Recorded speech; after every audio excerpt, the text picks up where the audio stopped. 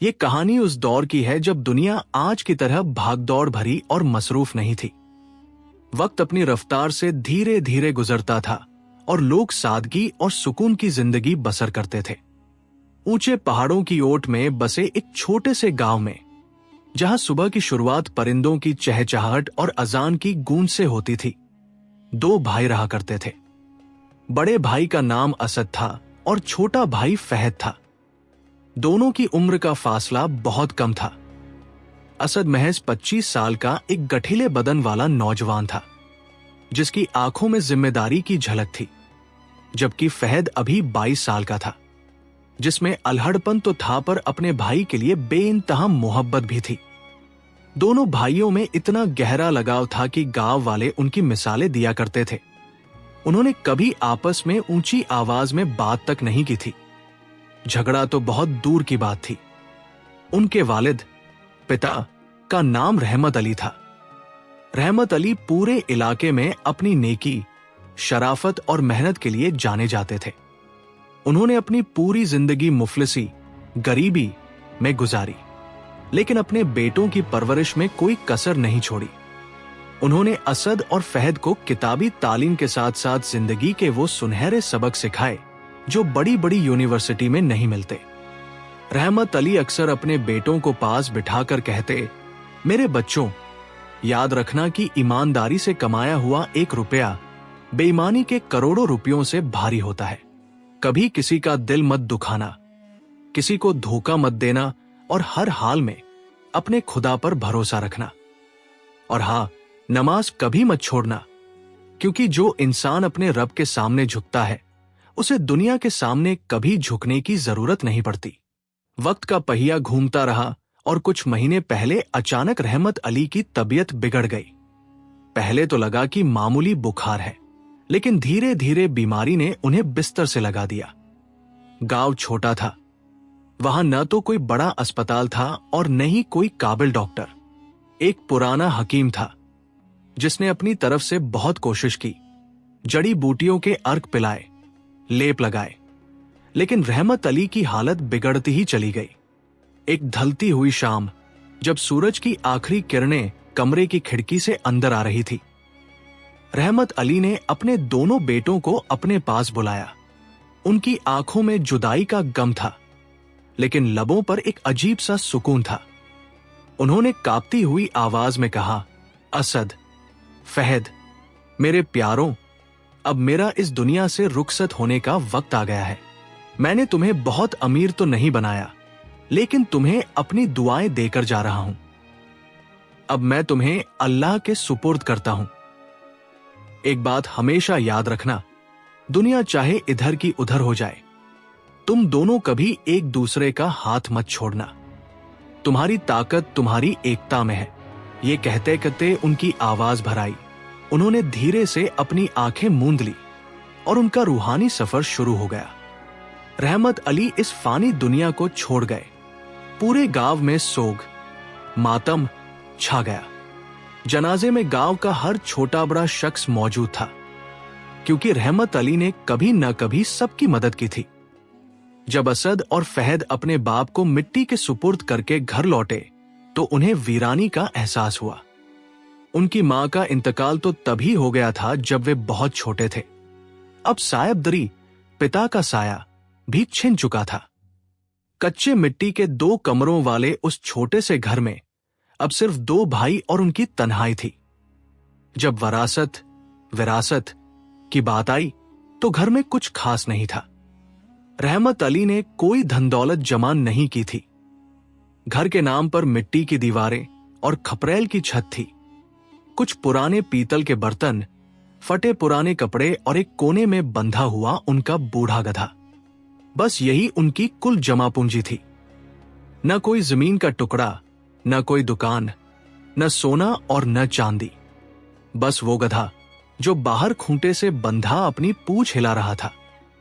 ये गधा रहमत अली ने बरसों की कड़ी मेहनत और एक एक पैसा जोड़कर खरीदा था। यही गधा उनके घर की रोटी का जरिया था।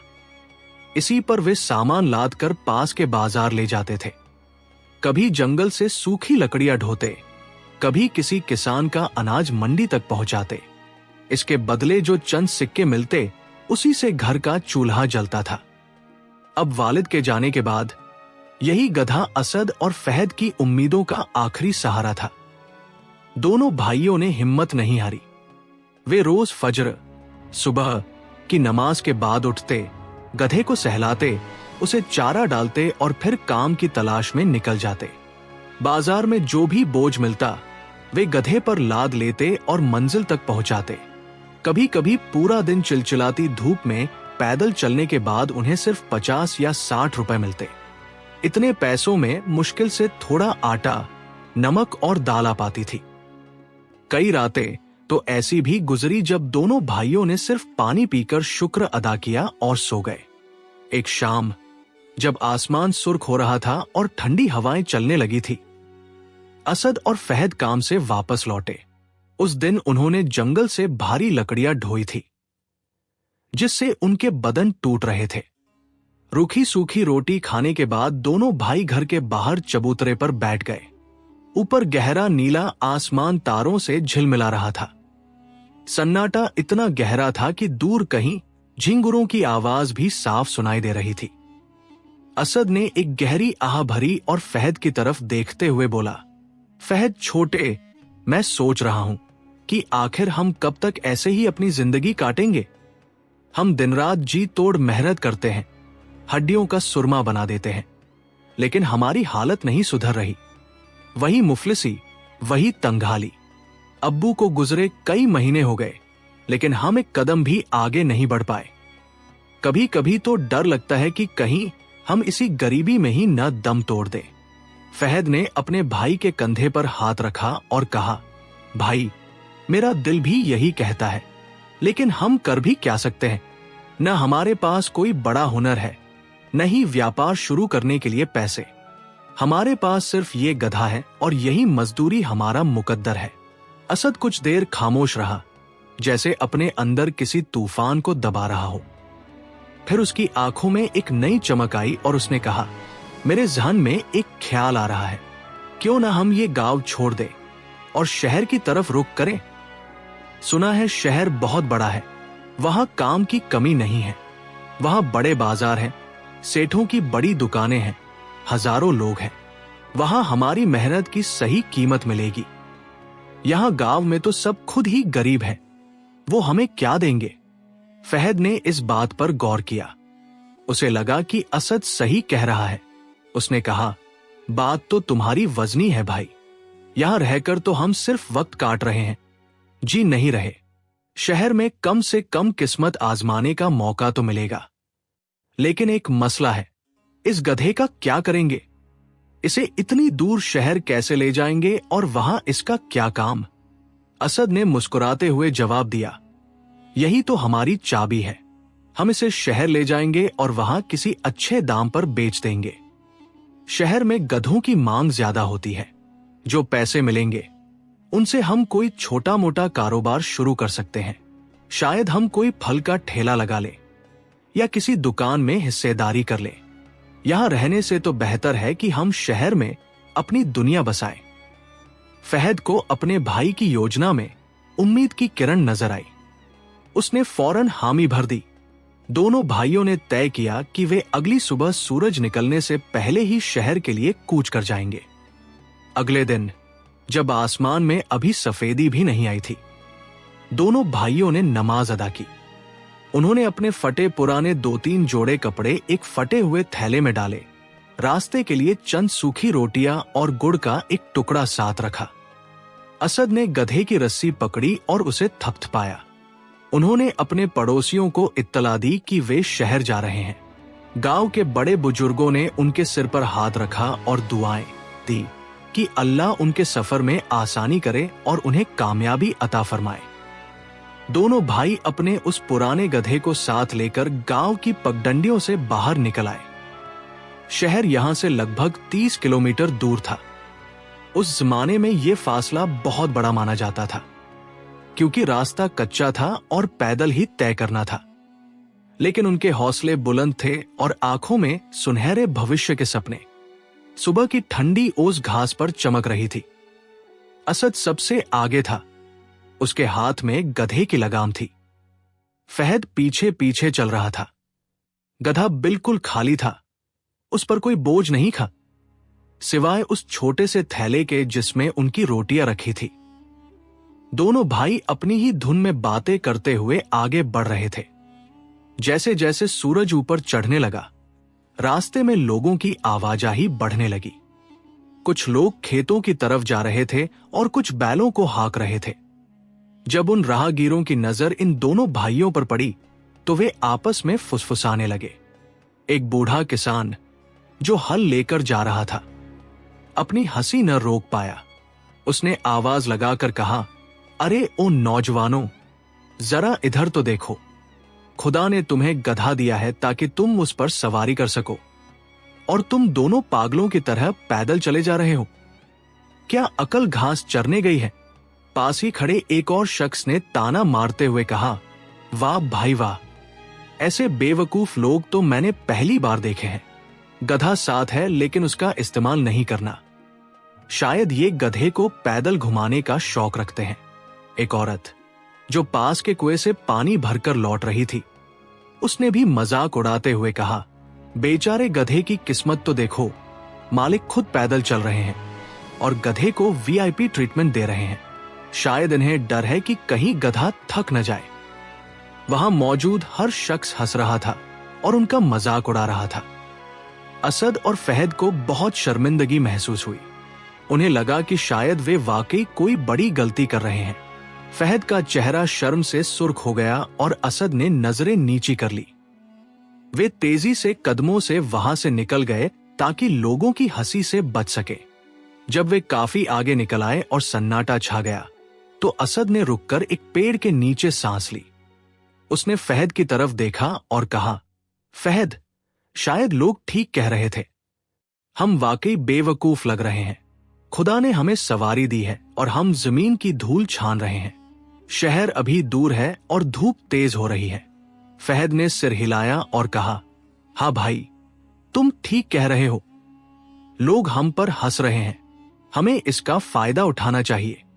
असद ने एक फैसला किया और कहा, देखो, गधा छोटा है और हम दो जवान मर्द। अगर हम दोनों इस पर बैठेंगे तो ये बेचारा दब जाएगा।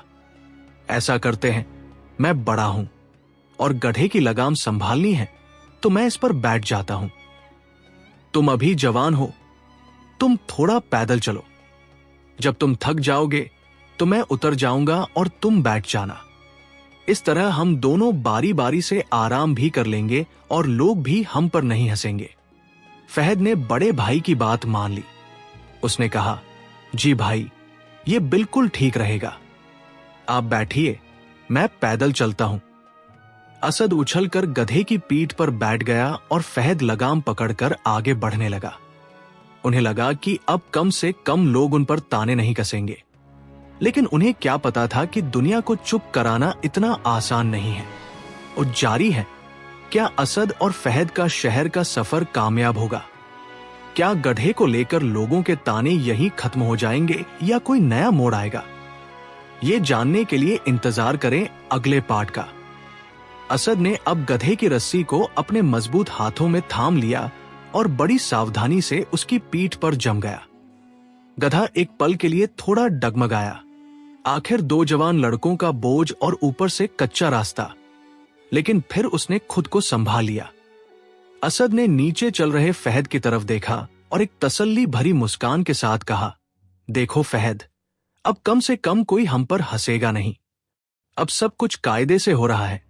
फहद ने भी मुस्कुराकर हाँ में सिर हिलाया और गधे की नकेल पकड़कर आगे की पगडंडी पर कदम बढ़ाने लगा। दोनों भाई अब एक लय में चल रहे थे। असद गधे की पीठ पर बैठा ऊंचाई से आसपास के नजारों का लुत्फ ले रहा था और फहद नीचे जमीन पर धूल उड़ाता हुआ उसके साथ साथ चल रहा था। सूरज अब आसमान के बीचों बीच पहुंचने को था और उसकी तपिश बढ़ने लगी थी। लेकिन भाई के साथ होने का एहसास सफर की थकान को कम कर रहा था। रास्ते में कुछ छोटे बच्चे मिट्टी के घरौंदे बना रहे थे। उन्होंने जैसे ही इस अनोखी सवारी को देखा, खुशी से हाथ हिलाने लगे। असद ने भी बड़े चाव से उनका जवाब दिया। उसे लग रहा था कि अब सफर सुकून से कट जाएगा।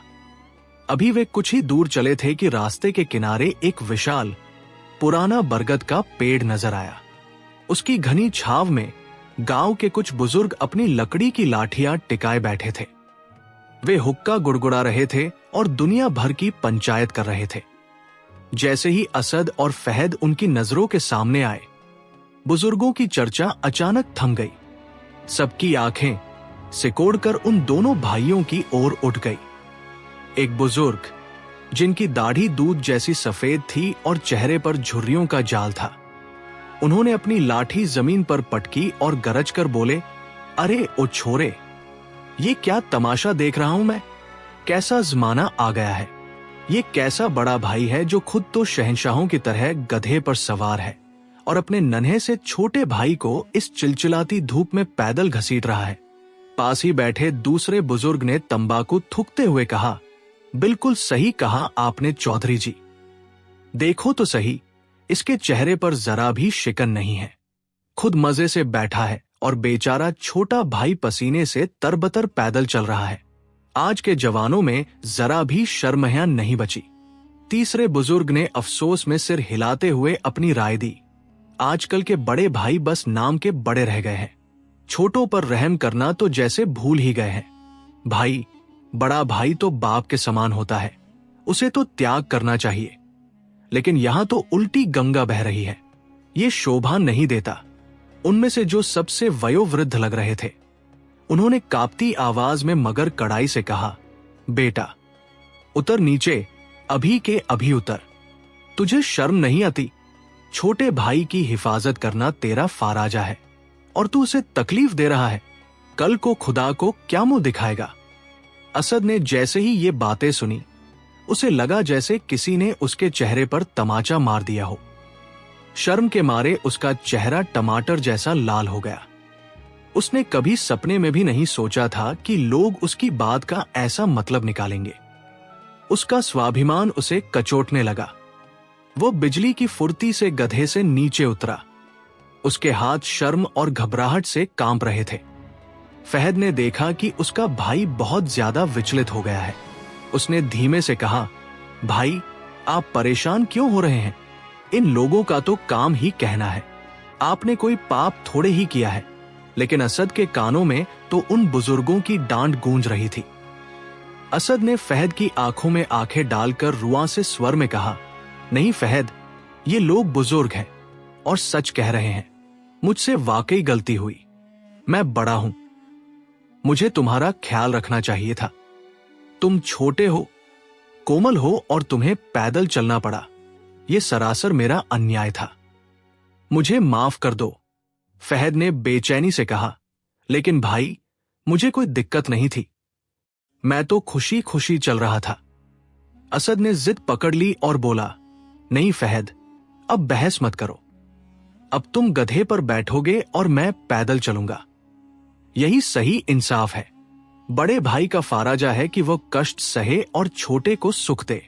फहद ने बहुत मिन्नतें की, लेकिन असद अपनी बात पर अड़ा रहा। आखिरकार फहद को हार मानकर गधे पर बैठना ही पड़ा। असद ने रस्सी पकड़ी और अपना सिर झुकाए आगे बढ़ने लगा।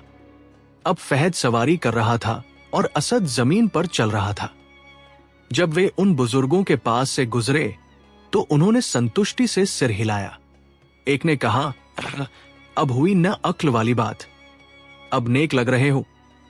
असद ने बिना नजरें उठाए बस एक छोटा सा सलाम किया और तेज कदमों से वहां से निकल गया। सफर फिर शुरू हुआ, पर अब दोनों के बीच एक अजीब सी खामोशी थी। फहद को गधे पर बैठकर बिल्कुल अच्छा नहीं लग रहा था। उसे रह रहकर ख्याल आ रहा था कि उसका बड़ा भाई, जो उसका सहारा है, वो नीचे धूल में चल रहा है। लेकिन असद के कड़े रुख की वजह से वो कुछ बोल नहीं पा रहा था। थोड़ी दूर आगे बढ़ने पर रास्ते में एक पुराना कुआं आया, जहां गांव की कुछ औरतें पानी भरने जमा थी। उनके सिरों पर पीतल और मिट्टी के घड़े थे। जैसे ही उनकी नजर फहद पर पड़ी, जो गधे पर बैठा था, उन्होंने अपना काम रोक दिया और आपस में कानाफूसी करने लगी। एक औरत जिसका नाम सादिया था और जो अपनी बेबाकी के लिए जानी जाती थी। उसने अपना घड़ा नीचे रखा और कमर पर हाथ रखकर बोली, अरे ओ बहनों, जरा देखो तो इस लड़के को, क्या जमाना आ गया है। कैसा बेअदब छोटा भाई है। खुद तो नवाब बनकर गधे पर बैठा है और अपने बड़े भाई को नौकरों की तरह पैदल चला रहा है। क्या इसके दिल में जरा भी इज्जत नहीं है? दूसरी औरत ने घृणा से कहा, सही कह रही हो सादिया, आजकल के बच्चों को बड़ों का लिहाज ही नहीं रहा। बड़ा भाई धूप में जल रहा है और ये छोटा नवाब आराम फरमा रहा है। लानत है ऐसी जवानी पर। तीसरी औरत, जो सबसे ज्यादा तेज तर्रार लग रही थी, उसने हाथ नचाते हुए कहा, बेटा थोड़ी तो गैरत करो। तुम्हारा बड़ा भाई तुम्हारे लिए पसीना बहा रहा है और तुम मखमली सवारी कर रहे हो। उतरो नीचे, बड़ों को इज्जत देना सीखो, वरना जिंदगी भर पछताओगे। अपने भाई को बिठाओ और खुद पैदल चलो। सादिया ने बात खत्म करते हुए कहा, बिल्कुल, ये तो बहुत बुरी बात है। बड़े की इज्जत करना हर इंसान का पहला फाराजा है, चाहे वो सगा भाई ही क्यों न हो। फहद का कलेजा मुंह को आ गया। उसे इतनी शर्मिंदगी महसूस हुई कि उसका जी चाहा कि जमीन फट जाए और वो उसमें समा जाए। वह तो खुद बैठना नहीं चाहता था, पर भाई की जिद ने उसे यहां बिठाया था। अब ये औरतें उसे कुल कलंक समझ रही थी। उसका चेहरा अपमान से तमतमा उठा। असद ने जब यह सब सुना तो वो ठिठक गया। उसने फहद की आंखों में देखा जो आंसुओं से भरी थी। असद ने तुरंत कहा, फहद छोटे, नीचे उतरो। यह सब मेरी बेवकूफी का नतीजा है। लोग सच कह रहे हैं। मुझे तुम्हें अकेले नहीं बिठाना चाहिए था। इससे दुनिया को गलत संदेश जा रहा है। फहद जैसे ही नीचे उतरा, उसके सब्र का बांध टूट गया। उसने बेबसी से पूछा, भाई अब आखिर हम करें तो क्या करें? जब आप बैठे तो दुनिया ने आपको कोसा, जब मैं बैठा तो दुनिया मुझे बदतमीज कह रही है। हम जो भी करते हैं लोग हमें ही गलत ठहराते हैं। आखिर हम क्या करें कि सबको सुकून मिल जाए? असद गहरी सोच में डूब गया। उसने अपने माथे का पसीना पोंछा और फिर एक युक्ति सुझाई। देखो फहद, बात सीधी है। अगर मैं बैठता हूं तो तुम अकेले रह जाते हो। अगर तुम बैठते हो तो मैं। ऐसा करते हैं कि हम दोनों ही गधे पर सवार हो जाते हैं। जब हम दोनों साथ होंगे तो न कोई छोटा रहेगा न बड़ा। बराबरी का साथ होगा तो शायद किसी को कोई ऐतराज नहीं होगा। फहद को लगा कि शायद यही आखिरी रास्ता है। उसने कहा, हाँ भाई, ये बेहतरीन ख्याल है। इस तरह हम दोनों को आराम भी मिलेगा और लोगों के मुंह भी बंद हो जाएंगे। असद पहले गधे पर आगे की तरफ बैठा, फिर उसने हाथ बढ़ाकर फहद को सहारा दिया। फहद उसके पीछे गधे की पीठ पर जम गया। गधा इस बार जोर से हिनहिनाया और उसके पैर थोड़े कांपे, क्योंकि अब उस पर 2 हट्टे-कट्टे जवानों का भारी बोझ था। लेकिन गधा वफादार था। उसने खुद को संभाला और कदम आगे बढ़ाए। अब दोनों भाई गधे पर एक साथ बैठे थे। उन्हें एक अजब सी जीत का एहसास हो रहा था। उन्होंने सोचा कि अब तो हमने दुनिया का मुंह बंद कर ही दिया है। अब न कोई पैदल है, न कोई बेअदब। दोनों भाई कंधे से कंधा मिलाकर चल रहे हैं। अब तो कोई उंगली नहीं उठाएगा। असद ने गधे को एड़ी मारी और सवारी आगे बढ़ चली। रास्ते में उन औरतों ने पीछे से कुछ ताने और कसे, पर भाइयों ने अनसुना कर दिया। वे अपनी नई तरकीब से खुश थे। काफी देर तक सफर शांति से कटता रहा। रास्ता एकदम सुनसान था। कोई परिंदा भी पर नहीं मार रहा था। दोनों भाई शहर के सपने देखने लगे। फहद ने उत्साहित होकर कहा, भाई, शहर पहुंचकर सबसे पहले हम गधे को अच्छे दाम में बेचेंगे। फिर उन पैसों से हम शहर के मशहूर बाजार में कोई छोटी सी दुकान या रेहड़ी लगाएंगे। मैं मेहनत करूंगा और हम जल्दी ही बड़े आदमी बन जाएंगे। असद ने हामी भरते हुए कहा, बिल्कुल फहद। और फिर हम अपने गांव वापस जाएंगे और अब्बू का सपना पूरा करेंगे। हम दिखा देंगे कि हम लाचार नहीं हैं। दोनों भाई इसी तरह भविष्य के सुनहरे नक्शे बना रहे थे कि अचानक मोड़ पर कुछ नौजवान आते दिखाई दिए। उनके कंधों पर कुल्हाड़ियां और घास काटने के औजार थे। शायद वे खेतों का काम खत्म करके लौट रहे थे। जैसे ही उन नौजवानों ने एक छोटे से गधे पर दो तगड़े आदमियों को बैठे देखा, उनके कदम ठिठक गए और उनके चेहरों पर क्रोध और अचरज के भाव उभर आए। दोपहर का सूरज आग उगल रहा था और कच्ची सड़क से उठती हुई धूल आंखों में चुभ रही थी। सामने से आ रहे उन नौजवानों के चेहरों पर थकान और पसीने की बूंदें साफ चमक रही थी। वे खेतों में हल चलाकर और कुल्हाड़ियों से लकड़ियां काटकर लौट रहे थे, इसलिए उनके स्वभाव में एक अजीब सी तल्खी और जोश था। जैसे ही उनकी नजर उस छोटे से गधे पर पड़ी जिस पर दो तगड़े जवान भाई लदे हुए थे, उनके कदम ठिठक गए। उनमें सबसे आगे अदनान था। अदनान अपने गांव का सबसे मुंहफट और निडर लड़का माना जाता था, जो किसी भी गलत बात पर चुप रहना अपनी तौहीन समझता था। उसने अपनी कुल्हाड़ी जमीन पर टिकाई और जोर से चिल्लाया, ओ भाई, जरा रुको तो सही। ये क्या तमाशा लगा रखा है तुम लोगों ने? ऐ लोगों, जरा देखो तो इन्हें। असद और फहद बुरी तरह चौंक गए। उन्होंने हड़बड़ाहट में गधे को रोका। उन्हें लगा शायद रास्ते में कोई खतरा है या वे किसी गलत दिशा में जा रहे हैं। वे हैरानी से उन नौजवानों की तरफ देखने लगे जो अब उन्हें घेर चुके थे। अदनान ने करीब आकर गुस्से से अपनी आंखें तरेरी और बोला, तुम दोनों को जरा भी खुदा का खौफ नहीं है?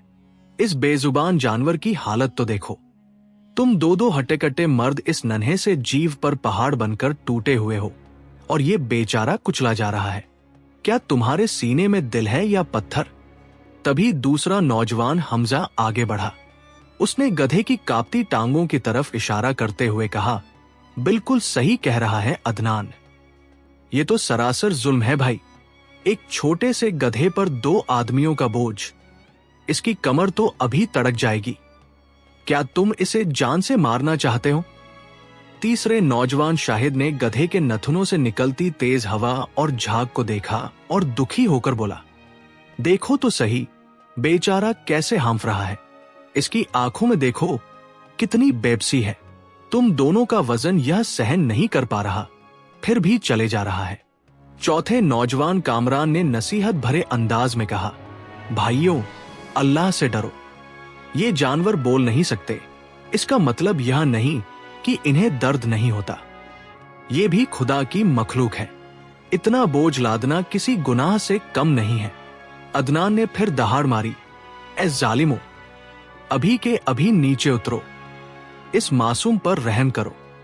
अगर तुम ऐसे ही बैठे रहे तो यह शहर पहुंचने से पहले ही दम तोड़ देगा। फिर तुम्हें पता चलेगा कि जानवर की बद्दुआ क्या होती है। असद और फहद का काटो तो खून नहीं। वे सन्न रह गए। उन्होंने तो बस ये सोचा था कि लोग उन्हें पैदल देखकर बेवकूफ न कहे या बेअदब न समझे। गधे की तकलीफ के बारे में तो उनके जहन में ख्याल तक नहीं आया था। उन्हें अपनी इस अनजानी बेरहमी पर बहुत पछतावा हुआ। फहद ने तुरंत अपने भाई का हाथ पकड़ा और कहा, भाई, जल्दी उतरिए। ये लोग बिल्कुल सच कह रहे हैं। हमसे बहुत बड़ी खता हो गई। हमने तो इस मासूम की तकलीफ पर गौर ही नहीं किया। असद ने भी शर्मिंदगी से सिर हिलाया और दोनों भाई बिजली की फुर्ती से नीचे उतर आए। वे धूल भरी सड़क पर चुपचाप खड़े हो गए और शर्म के मारे अपनी नजरें नीची कर ली। अदनान गधे के पास गया, उसे सहलाया और उसकी गर्दन पर हाथ फेरते हुए बोला, देखो कितना पसीने में नहाया हुआ है। इसे थोड़ा आराम दो, इसे पानी पिलाओ। ये तुम्हारी सेवा के लिए है, न कि तुम्हारे जुल्म सहने के लिए। हमजा ने जाते जाते कहा, याद रखना, जानवर बोलता नहीं है पर उसकी अर्श तक जाती है। आइंदा ख्याल रखना। वे नौजवान बड़बड़ाते हुए अपने रास्ते निकल गए, लेकिन वे बार बार पीछे मुड़कर असद और फहद को ऐसे देख रहे थे जैसे उन्होंने कोई बड़ा अपराध किया हो। सड़क पर अब सन्नाटा था। सिर्फ गधे के भारी सांस लेने की आवाज आ रही थी। असद और फहद पत्थर की मूरत बने खड़े थे। काफी देर तक कोई कुछ नहीं बोला। आखिरकार असद ने एक ठंडी आह भरी और फहद की तरफ देखा। उसके माथे पर गहरी शिकन थी। उसने धीमी आवाज में पूछा, फहद, ये सब क्या हो रहा है? मेरी तो अक्ल काम करना बंद कर गई है। फहद ने भी अपना सिर पकड़ लिया और बोला, भाई, मैं भी यही सोच रहा हूं। हम आखिर कर क्या रहे हैं? असद ने झुंझलाकर गिनाना शुरू किया। देखो फहद, जरा तमाशा तो देखो। जब हम दोनों पैदल चल रहे थे तो दुनिया ने हमें बेवकूफ कहा कि सवारी साथ है और हम जमीन नाप रहे हैं। फिर जब मैं बैठा तो बूढ़ों ने मुझे बेअदब और बेरहम बड़ा भाई करार दिया। जब तुम बैठे तो औरतों ने तुम्हें गुस्ताख और बड़ों का अनादर करने वाला कहा। और जब हम दोनों ने सोचा कि सबको खुश कर देते हैं और साथ बैठ गए तो अब ये जवान हमें जालिम कह रहे हैं। फहद ने हताशा में कहा, भाई, ये तो गजब का चक्कर है। हम जो भी रास्ता चुनते हैं वो किसी न किसी की नजर में गलत ही निकलता है। कोई भी हमारे तरीके से खुश नहीं है। असद ने गहरी सोच के बाद कहा, यही तो सबसे बड़ा सबक है फहद। हम अब तक लोगों की बातों के गुलाम बने हुए थे। जो भी मिलता वो अपनी राय देता और हम अपनी अक्ल ताक पर रखकर उसके पीछे चल देते। हमने ये नहीं देखा कि सही क्या है, हमने बस ये देखा कि लोग क्या कह रहे हैं। फहद की आंखों में समझ की चमक आई। उसने कहा, भाई, मैंने एक बात समझ ली है। दुनिया में हर इंसान का अपना चश्मा होता है। किसी को दाया पसंद है तो किसी को बाया। हम दुनिया के हर शख्स को एक साथ खुश नहीं कर सकते। अगर हम सबको खुश करने निकलेंगे तो अंत में खुद को और अपने काम को खो देंगे। असद ने मुस्कुराते हुए भाई के कंधे पर हाथ रखा। तुमने बिल्कुल पते की बात कही है। आज हमें लोगों ने नहीं बल्कि हमारी अपनी कमजोरी ने परेशान किया। हमें अपनी समझ और अपने ज़मीर, आत्मा की आवाज सुननी चाहिए थी। फहद ने पूछा, तो फिर अब हम क्या करें भाई? असद ने गधे की तरफ देखा जो अब थोड़ा शांत हो चुका था। उसने कहा, अब हम वही करेंगे जो वाजिब है।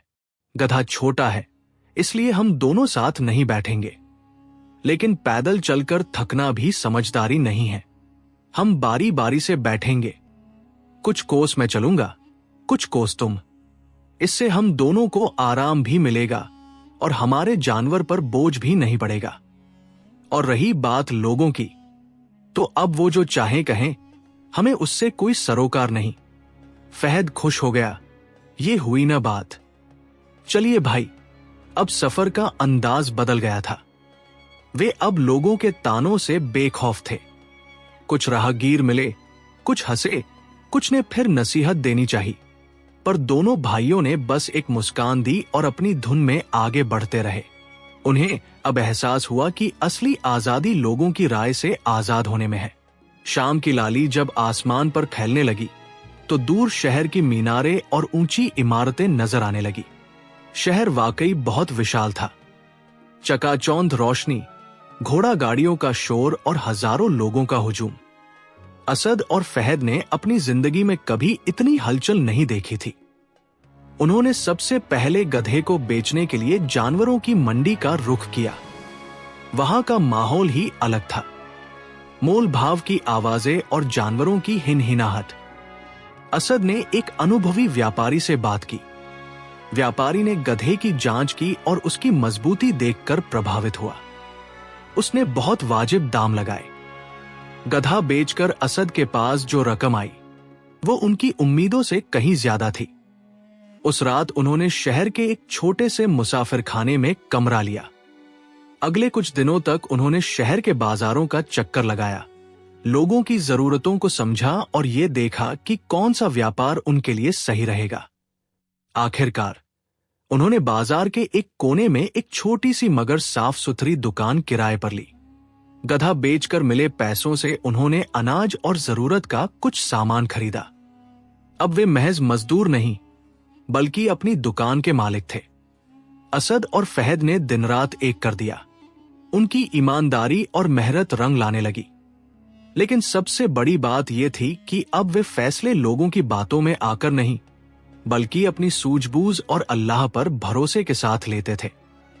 दोनों भाइयों असद और फहद ने शहर के उस छोटे से कोने में अपनी नई जिंदगी का आगाज पूरे जोश के साथ किया। शहर की चकाचौंध उनके इरादों को हिला नहीं पाई।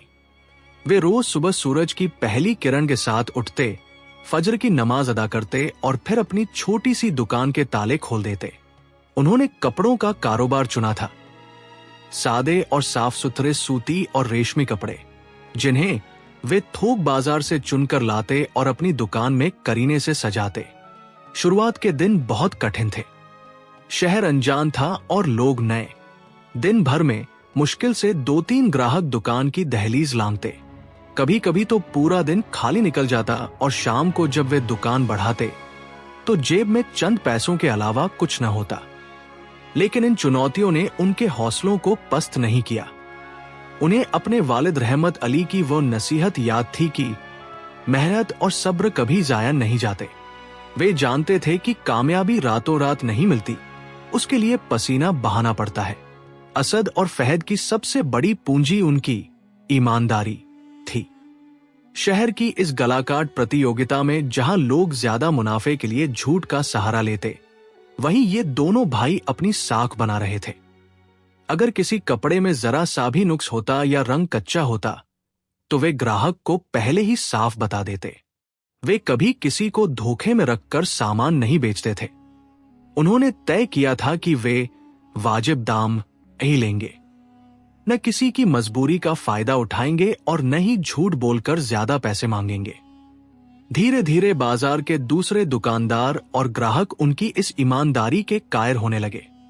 जो ग्राहक एक बार उनसे कपड़ा ले जाता वो दोबारा जरूर आता। बाजार में चर्चा होने लगी कि वे 2 नए लड़के जो गांव से आए हैं, वे भले ही सीधे साधे हैं पर रूह के बहुत सच्चे हैं। उनकी दुकान पर मिलने वाला भरोसा ही उनकी सबसे बड़ी मार्केटिंग बन गया। दोनों भाइयों का एक अटूट उसूल था। जैसे ही मस्जिद के मीनारों से अजान की आवाज आती, वे अपनी दुकान का शटर गिरा देते। ग्राहक खड़ा हो या कोई बड़ा सौदा होने वाला हो, उनके लिए खुदा की पुकार सबसे पहले थी। वे मुस्कुराकर ग्राहक से कहते, भाईजान, नमाज का वक्त हो गया है, आप तशरीफ रखें या थोड़ी देर बाद आ जाए। पहले हमें अपने रब के सामने हाजिर होना है। उनकी ये पाबंदी देखकर कुछ लोग शुरू में हैरान हुए, लेकिन धीरे धीरे इसी बात ने उन्हें बाजार में एक अलग इज्जत और पहचान दिला दी। 3-4 महीने गुजर चुके थे और अब उनकी दुकान पर अच्छी चहल पहल रहने लगी थी। रोजाना इतनी कमाई हो जाती कि वे अच्छा खाना खा सकते और भविष्य के लिए कुछ पैसे बचा सकते। दोनों भाई हर रात सोने से पहले खुदा का शुक्र अदा करते कि उनकी छोटी सी कोशिश रंग ला रही है। एक दोपहर जब धूप काफी तेज थी, उनकी दुकान पर एक बुजुर्ग शख्स दाखिल हुए। उनकी उम्र कोई 60 साल के करीब रही होगी। लंबी सफेद दाढ़ी, चेहरे पर नूरानी चमक और पहने हुए कपड़े दूध की तरह सफेद और बेहद साफ। उनके चलने फिरने और बात करने के अंदाज में एक खास किस्म का वकार और अदब था। वे कोई साधारण व्यक्ति नहीं, बल्कि शहर के सबसे बड़े और प्रतिष्ठित व्यापारियों में से एक हाजी नवाज साहब थे। हाजी नवाज ने दुकान में कदम रखते ही बुलंद आवाज में सलाम किया। असद और फहद फौरन अपनी जगह से खड़े हो गए और बड़े अदब से सलाम का जवाब दिया। उन्होंने हाजी साहब को बैठने के लिए एक साफ कुर्सी दी। हाजी साहब ने चुपचाप अपनी गहरी नजरों से पूरी दुकान का मुआयना किया। उन्होंने देखा कि कपड़े कितने सलीके से लगे हैं और दुकान का कोना कोना चमक रहा है। हाजी नवाज ने मुस्कुराते हुए पूछा, बेटो, मैं काफी समय से तुम्हें देख रहा हूं। तुम कौन हो? कहां से आए हो? मैंने बाजार के इस हिस्से में पहले कभी तुम्हें नहीं देखा। असद ने हाथ जोड़कर बड़े विनम्र भाव से जवाब दिया, हाजी साहब, हम यहां नए हैं। करीब 4 महीने पहले अपने गांव से आए थे और अल्लाह के फजल से ये छोटी सी दुकान किराए पर लेकर काम शुरू किया है। हाजी नवाज की दिलचस्पी जगी। उन्होंने आगे झुककर पूछा, किस गांव से आए हो और इतनी कम उम्र में गांव छोड़कर शहर आने का फैसला क्यों किया? मुझे अपना पूरा किस्सा सुनाओ। मेरा दिल कहता है कि तुम्हारी कहानी में कोई बड़ी बात छिपी है। असद ने फहद की तरफ देखा, जिसने आंखों ही आंखों में सहमति दे दी।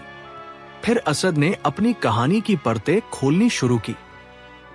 उसने बताया कि कैसे उनके नेक वालिद रहमत अली का साया उनके सिर से उठ गया और वरासत में उन्हें सिर्फ एक गधा मिला, जो उनकी आजीविका का इकलौता जरिया था। हाजी नवाज बड़े गौर से सुन रहे थे, जैसे वे कहानी के हर शब्द को महसूस कर रहे हों। असद ने आगे बताया कि कैसे वे उस गधे को लेकर शहर के लिए निकले और रास्ते में क्या क्या बीती। उसने वह पूरा वाकया सुनाया, कैसे लोगों ने उन्हें पैदल चलते देख बेवकूफ कहा, फिर असद के बैठने पर बेअदब कहा, फहद के बैठने पर गुस्ताख कहा, और जब दोनों साथ बैठे तो नौजवानों ने उन्हें जालिम करार दिया। जब असद ने वो हिस्सा सुनाया जहां नौजवानों ने उन्हें गधे पर जुल्म करने के लिए डांटा था, तो हाजी नवाज अपनी हंसी नहीं रोक पाए। वे खिलखिलाकर हंसे और बोले, सुभान अल्लाह, फिर तुम लोगों ने क्या किया? फहद ने बात आगे बढ़ाई और कहा, हाजी साहब, हम उस वक्त बहुत टूट गए थे। हमें लग रहा था कि हम जो भी कर रहे हैं वो गलत है। दुनिया का हर शख्स हमें एक नया आईना दिखा रहा था। असद ने अपनी आंखों में एक चमक के साथ कहा, लेकिन तभी मुझे एहसास हुआ कि हम अपनी अक्ल दूसरों को उधार दे चुके हैं। मैंने फहद से कहा कि भाई, दुनिया में जितने मुंह उतनी बातें, हम सबको खुश नहीं कर सकते। अगर हम लोगों की सुनते रहे तो हम मंजिल तक कभी नहीं पहुंच पाएंगे। हमने उसी दिन तय किया कि हम वही करेंगे जो हमारा ज़मीर और हमारी अक्ल सही कहेगी, न कि वो जो लोग चाहते हैं। हाजी नवाज ने जोर से मेज थपथ पाई और कहा, शबाश, बहुत खूब। ये सिर्फ एक गधे की कहानी नहीं है बेटो, ये जिंदगी का सबसे बड़ा फलसफा दर्शन है। जो इंसान दुनिया की बातों में उलझ जाता है वो अपने आप को खो देता है। हाजी साहब का चेहरा अब गंभीर हो गया था। उन्होंने नरम लहजे में कहा, बेटो, मैं तुम्हें पिछले कई हफ्तों से देख रहा हूं। मैं पास की मस्जिद का मुतवल्ली हूं और मैंने देखा है कि तुम दोनों हर अजान पर अपना कारोबार छोड़कर नमाज के लिए दौड़ते हो। आज के दौर में जहां लोग पैसे के पीछे अंधे हैं, तुम्हारा ये जज्बा देखकर मेरा दिल खुश हो गया। असद ने सादगी से कहा, हाजी साहब, ये तो हमारे अब्बू की दी हुई तरबियत है। उन्होंने कहा था कि बरकत दुकान खोलने में नहीं, सजदा करने में है। हाजी नवाज की आंखों में नमी आ गई। उन्होंने कहा, तुम्हारे वालिद वाकई बहुत ऊंचे इंसान रहे होंगे। मैंने तुम्हारी ईमानदारी भी परखी है। कल जब तुमने उस गरीब औरत को कपड़ा बेचा तो तुमने उसे खुद बताया कि इस थान के आखिर में थोड़ा दाग है, इसलिए तुम पैसे कम ले रहे हो। वो औरत अनपढ़ थी, उसे पता भी नहीं चलता, पर तुम्हारी नीयत साफ थी।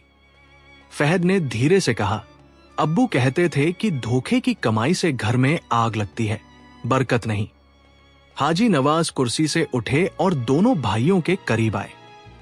उन्होंने उनके कंधों पर हाथ रखा और कहा, बेटो, मैं शहर का एक बहुत बड़ा व्यापारिक घराना चलाता हूं। मेरे पास गोदाम है, कारखाने हैं और हजारों का टर्नओवर है, लेकिन मेरे पास एक चीज की कमी है, ऐसे नौजवानों की जिन पर मैं आंख बंद करके भरोसा कर सकूं। मैं चाहता हूं कि तुम मेरे साथ जुड़ो।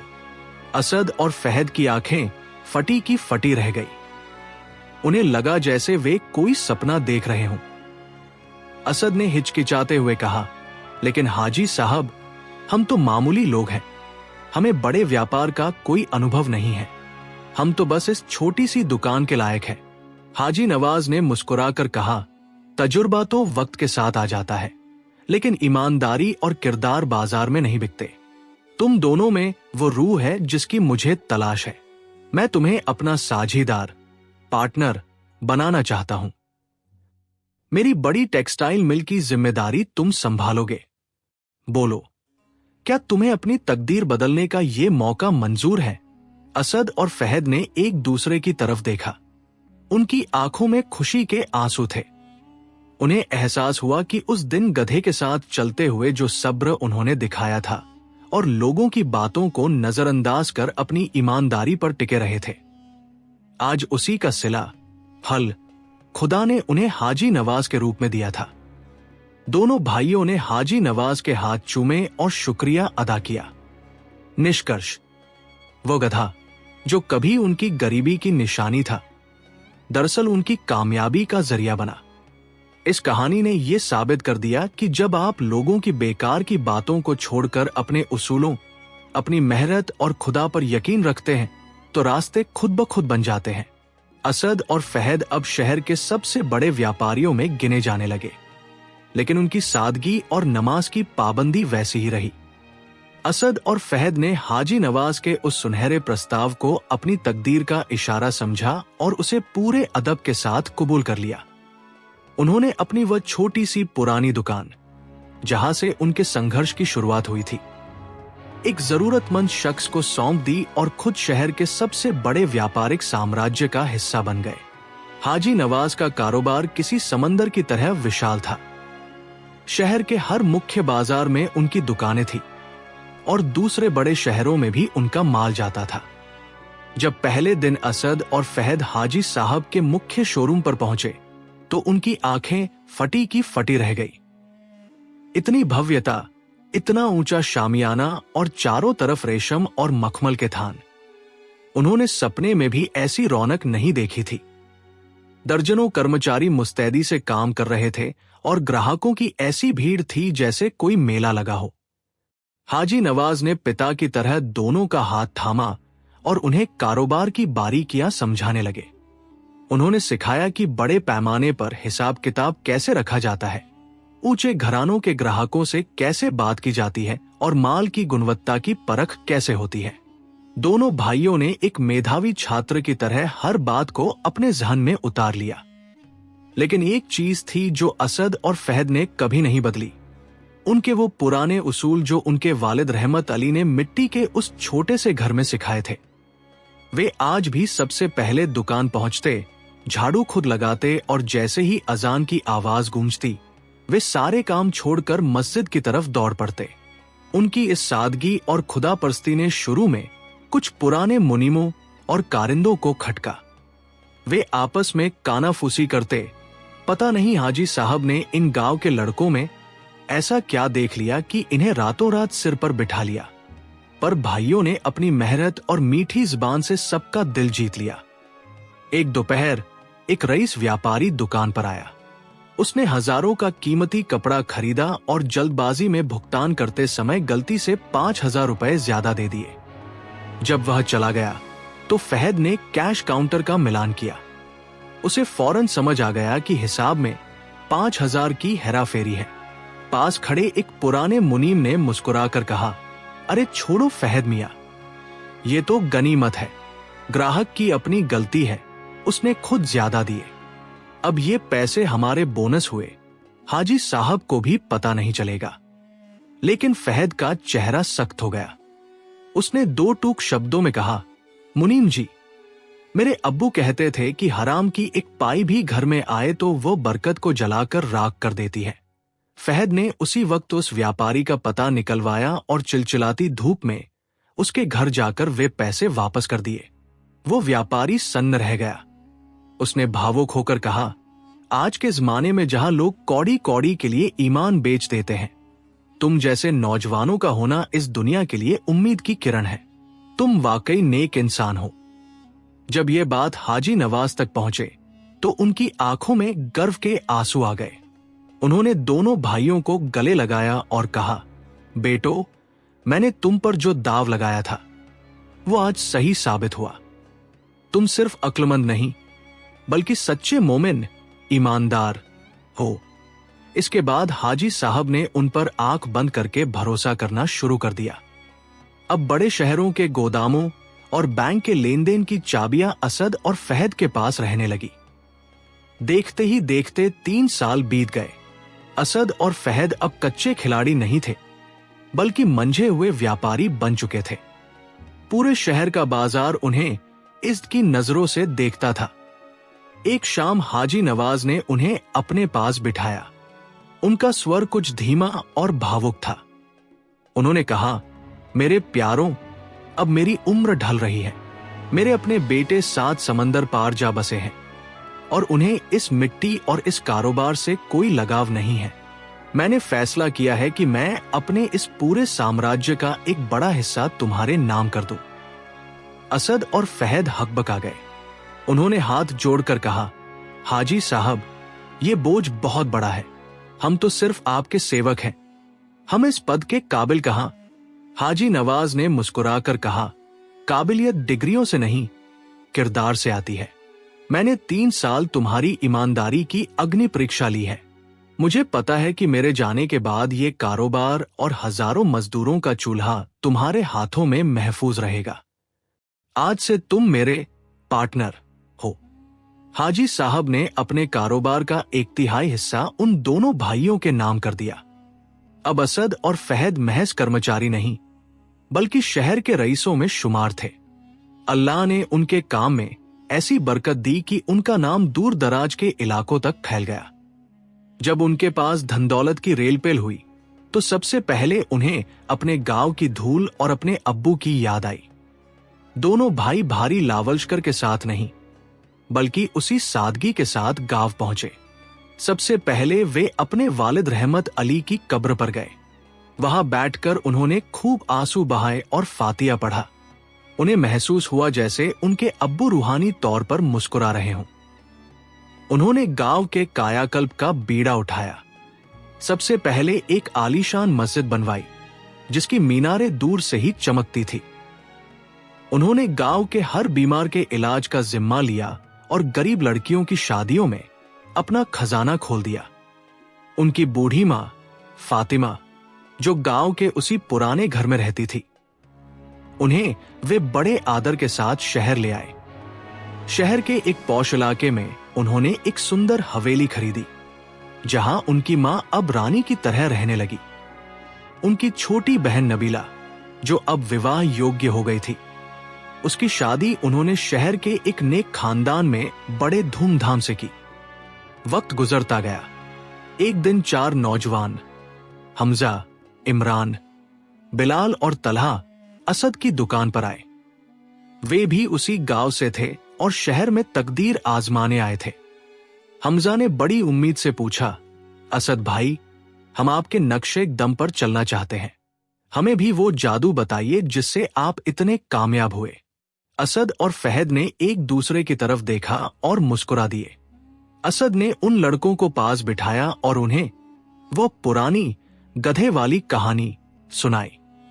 उसने बताया कि कैसे दुनिया ने उन्हें कभी बेवकूफ, कभी बेअदब और कभी जालिम कहा, लेकिन उन्होंने दुनिया की परवाह करना छोड़ दिया और सिर्फ अपने खुदा और अपने ईमान की सुनी। कहानी खत्म करने के बाद असद ने उन्हें जिंदगी के 5 सुनहरे सूत्र दिए। दुनिया को खुश करना छोड़ दो, लोग कुछ न कुछ जरूर कहेंगे। अगर सबकी सुनोगे तो अपनी राह भटक जाओगे। वही करो जो तुम्हारा ज़मीर सही कहे। खुदा का खौफ रखो, इंसान से नहीं, उस ऊपर वाले से डरो। जो काम उसे पसंद है, उसे डंके की चोट पर करो। ईमानदारी ही असली पूंजी है। व्यापार में झूठ बोलकर तुम पैसा तो कमा लोगे, पर इज्जत और सुकून खो दोगे। ईमानदारी से काम करोगे तो बरकत खुद चलकर आएगी। नमाज और इबादत, अपनी जड़ों से जुड़े रहो। कामयाबी का असली राज सजदे में छिपा है। परोपकार, दान जब हाथ देने वाला बन जाए तो गरीबों को कभी मत भूलो। दौलत बांटने से बढ़ती है, तिजोरी में रखने से नहीं। वे चारों नौजवान अचरज और प्रेरणा से भर गए। उन्हें समझ आ गया कि असद और फहद की कामयाबी कोई इत्तेफाक नहीं थी, बल्कि उनकी अटूट आस्था और अडिग चरित्र का परिणाम थी। निष्कर्ष, ये कहानी हमें सिखाती है कि समाज की आलोचना और लोगों के तानों से डरकर अपने रास्ते नहीं बदलने चाहिए। अगर आपकी नीयत साफ है और आप मेहनत करने के लिए तैयार हैं, तो एक मामूली गधा भी आपको सफलता के शिखर तक पहुंचा सकता है। असली ताकत लोगों की वाहवाही में नहीं, बल्कि अपने उसूलों पर डटे रहने में है। समाप्त।